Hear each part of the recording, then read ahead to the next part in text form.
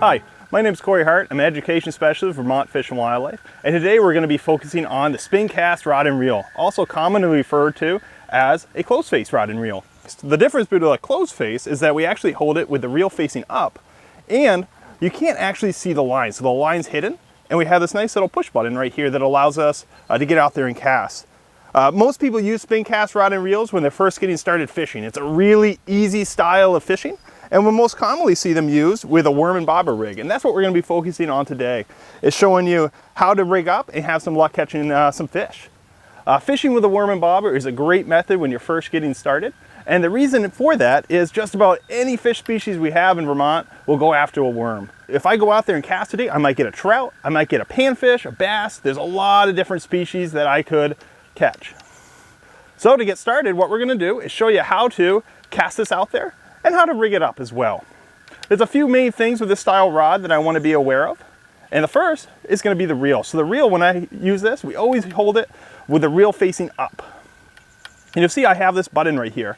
If I push this button, the line's going to actually release. So to demonstrate that, I'll just unhook it. And you'll see my bobber is actually going to fall when I click this button. So my line goes out. To reel it in, you have a handle right on the side. You also, after I cast it, I always want to do at least one turn, and that's going to lock the line from spinning. So to reel it back in, you just use that reel. There's one other feature that's really important with this rod and with any rod, and that's going to be the drag. What the drag is its tension. So you see right on the top, it's plus or minus.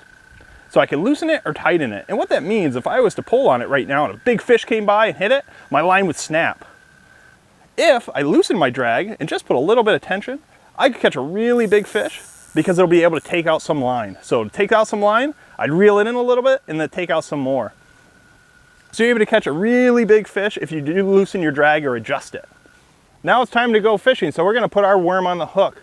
You can buy worms at just about any bait store or gas station across Vermont will have them, but you can also find them in your backyard by flipping over a log or looking under some leaves. Today we're going to be using just regular trout worms, and to hook these on, I'm going to take my hook.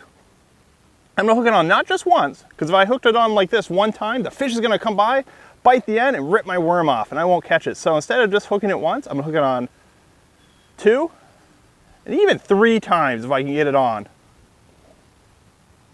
And speaking of the hook, hooks come in a lot of different shapes and sizes. When we're first getting started, you want to go with a small hook, a size 6 or size 8 hook.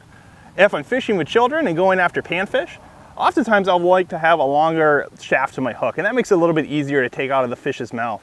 Another thing we like to do when we first get started, especially with children, is I'll actually take a pair of pliers and I'll pinch down the barb, and that makes it a little bit safer when we're fishing with kids.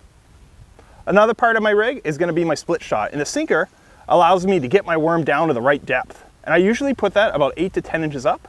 That way the fish can't see it, it's not right next to my worm. Above my sinker, I'm going to put my bobber or plastic float, and all this is a strike indicator.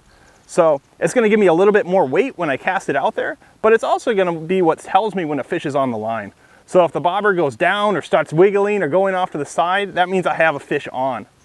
I want to use a relatively small bobber. If I use a really big bobber, what's going to happen is the fish is going to feel that tension, and then it's going to let go of the worm. So we don't want the fish to notice that the bobber's there. So usually we use a nice small one. There's other style bobbers that we can use, such as this pencil style bobber, which is used when we're going after things like panfish. It's the exact same concept, only this has a little bit less tension. So it's used for more finicky fish. To attach the bobber to the line, it's really simple. All we do, there's a spot right here where you can push up, and a little clip comes up, and I put my line on, and then I flip it over, and I do the same thing, and we just slide our line right on, and then it's secure. And you can put the bobber at multiple depths. So if I wanted to fish in a foot of water, I could do that, or I could slide it up or down, depending on where I'm fishing and how deep the water is. So now it's time to learn how to cast. There's a couple different styles of casting with a Spincast rod. By far the easiest style is going to be a basic side-to-side cast.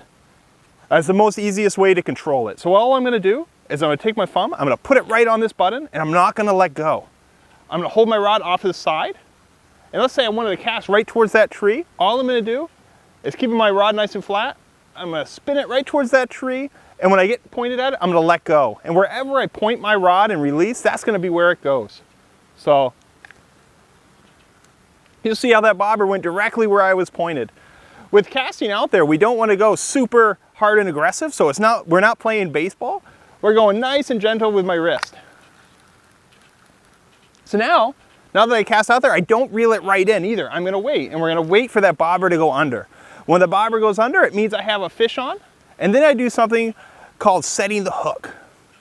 And that means a fish has hit, or has taken the bait, and when the bobber goes under, I just take my rod tip and I pull it up, and that puts the hook right into the fish's mouth, and then I can reel it in. Getting out there and fishing with a spin casting rod is one of the easiest methods of fishing we have in Vermont, and it's a lot of fun. So I encourage you to get out there, put a worm on, and have some fun.